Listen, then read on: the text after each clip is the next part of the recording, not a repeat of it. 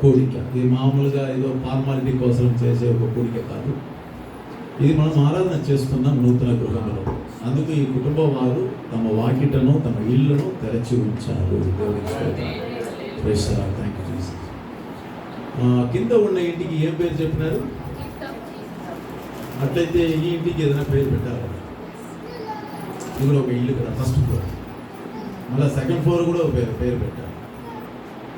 సరే, నా బ్యాగ్లో గ్లాస్లో తీసుకుంటాను. నేను ప్రార్థన చేసి చీటీలో కొన్ని పేర్లు రాసుకుని వచ్చిన. ఇప్పుడు కుమార్ బ్రదర్ ఫ్యామిలీలో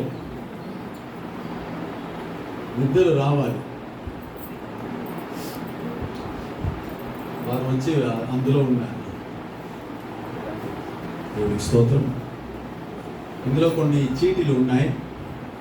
దాంట్లో నేను ప్రార్థించి కొన్ని పేర్లు దాంట్లో రాసి ఉంచాను. అంటే నా సెలక్షన్ కాదు, ఇందులో చాలా పేపర్స్ ఉన్నాయి,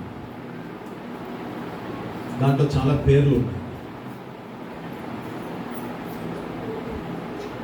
ఇంత కష్టపడి ఖర్చు చేసి ఎన్ని లక్షలు అయిందో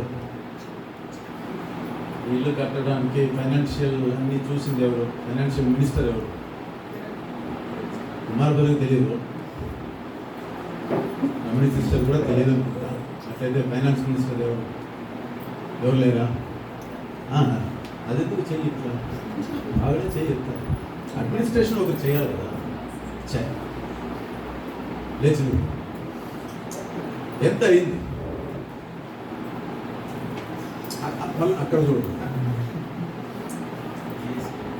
ఎన్ని లక్షలు అయింది అప్రాక్సిమేట్గా. కరెక్ట్గా లేకపోయినా నేను పాలనేని వారి పల్లిలో ఒక చర్చ్ కట్టాను. బిల్డింగ్ నాట్ చర్చ్ కోసం బిల్డింగ్ కట్టాను. ఆ లెక్క నాకు ఇప్పుడు కూడా ఉంది.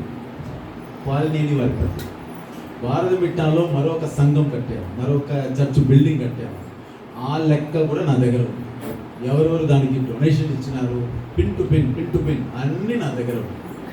ఎందుకంటే administration is very very important. ఏదో కట్టినాము గుడ్డితనంగా ఏదో చెప్పుకొని పోయేది కాదు, అన్నీ కరెక్ట్గా ఉండాలి. నేను ఈ బిల్డింగ్ కట్టేటప్పుడు స్టార్టింగ్లో చెప్పాను, మీరు ప్రతి బిల్లును మీరు ఏం చేయాలి అంటే నేను మీ దగ్గర తీసుకుని ఏం చేయబోయేది కాదు, కానీ మీ రెఫరెన్స్ వేరే వాళ్ళకి చెప్పినా చెప్పకపోయినా ఒక ఇల్లు కట్టడానికి ఎంత ఖర్చు అయింది అనేది ఫ్యామిలీ మెంబర్స్కి తెలియాలి. దయచేసి కుమార్ ఫ్యామిలీ మెంబర్స్ అందరూ కూడా లేచినవ్వండి. ఫ్యామిలీ మెంబర్స్ లేచి ఇచ్చారు, చాలా సంతోషం. దేవునికి స్తోత్రం. 37 lakhs ఇంటీరియర్స్ మెటీరియల్ ఇంకా రాలే.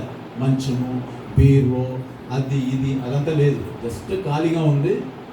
మీరు ఇదంతా చేసేది నా దేవునికి స్తోత్రం. ఇంకా అవన్నీ యాడింగ్ అయితే I think 40 lakhs, round figure 40 లక్షలు అవుతుంది.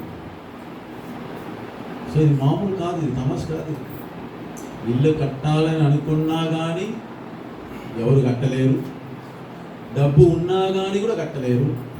ఎందుకంటే దానికి చాలా ఫ్యాక్టర్స్ ఉన్నాయి. సో కాబట్టి ఇది మామూలు విషయం కాదు. ఇంత ఖర్చు పెట్టి కట్టిన ఈ బిల్డింగ్కి ఈ ఇల్లు ఏ విధంగా ఉండాలి. ఇప్పుడు అమ్మ చెప్పారు కదా, మీ తల్లి గారు చెప్పారు. దేవునికి స్తోత్రం. Gift of Jesus. కింద ఉన్న ఇల్లు కట్టేటప్పుడు అది గిఫ్ట్ ఆఫ్ జీసస్.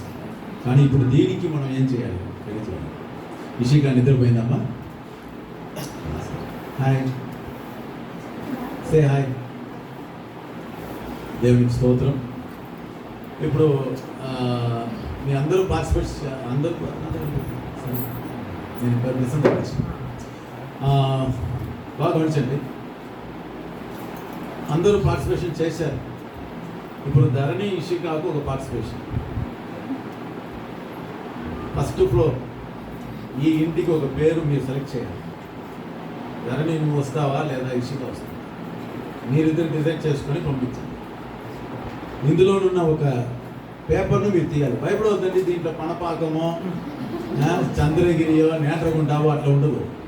దీంట్లో కొన్ని పేర్లు ఉంటాయి, అది ఏం వస్తుంది అనేది మీరు సెలెక్షన్ చేయాలి. దేవునికి స్తోత్రం. చూశారు అంటే ఆ పాపను ఎత్తుకొని తల్లి మీరు రండి మా దిగారా, పాపను ఎత్తుకొని వచ్చి దీంట్లో కిరణ్ పాస్టర్ మరి ఏం చేయండి, దీంట్లో నుండి ఒక పేపర్ ఆమె తీయమని చెప్పింది. ఏం వస్తుందో చూద్దాం. దేవునికి స్తోత్రం. హల్లెలూయా. ఇప్పుడు ఇషిక వెరీ గుడ్. ఒకటి తీయాలి, అన్ని తీయకూడదు. ఒకటి వన్ నో ప్రాబ్లం. తీసుకుందా దివ్య చదువు మరి ఏమిటి ఆ చీటిలో వచ్చిన పేరు చూడండి. ఏం పేరు వచ్చింది? నాజరేత్. ఓకే, కరుణ తల్లి సోదరు. ఓకే, ఫస్ట్ ఫ్లోర్ ఇది వచ్చి నాజరేత్. దాని కింద మీనింగ్ ఏముంది?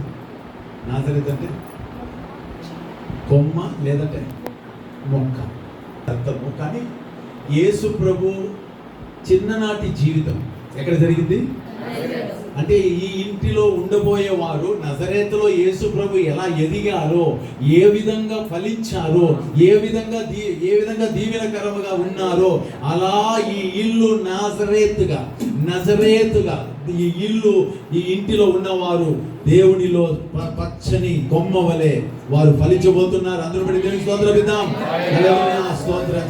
స్తోత్రం. The house of Nazareth. చెప్పండి అందరూ కూడా, హౌస్ ఆఫ్ నాజరేత్ అంటే ఇది నాజరేత్ అనే ఇంటి యొక్క నివాసముగా ఇది ఉండబోతుంది. దేవునికి స్తోత్రం. Thank you Ishika. God bless you. మంచి పేరు నువ్వు ఇచ్చినావు. దేవునికి స్తోత్రం. అది మాత్రం తీసేయి నా పేపర్. రండి. సెకండ్ ఫ్లోర్, దానికి మరొక పేరు మనం పెట్టబోతున్నాం. బట్ ఆ పేరు ఏం వస్తుంది అనేది దాంట్లో నుంచి ఒకటి నీ ఇష్టం, ఏదైనా తీయచ్చు. మధ్యలో తీయవచ్చు, కింద నుంచి తీయవచ్చు, నో ప్రాబ్లం. దేవునికి స్తోత్రం. అబ్బా, ఇంత ఖర్చు పెట్టిన దాన్ని ఒక పేపర్లో. దేవునికి స్తోత్రం.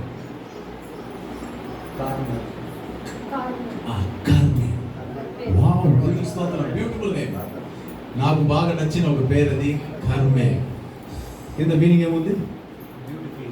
Beautiful garden. వావ్, కరుణ తల్లి స్తోత్రం. So the second floor, the name is the house of Carmel. Carmel అంటే అది ఒక పర్వతం, కొండ. ఇజ్రాయెల్ దేశమునకు పోయి వచ్చిన వారు ఎవరైనా ఉన్నారా ఇక్కడ?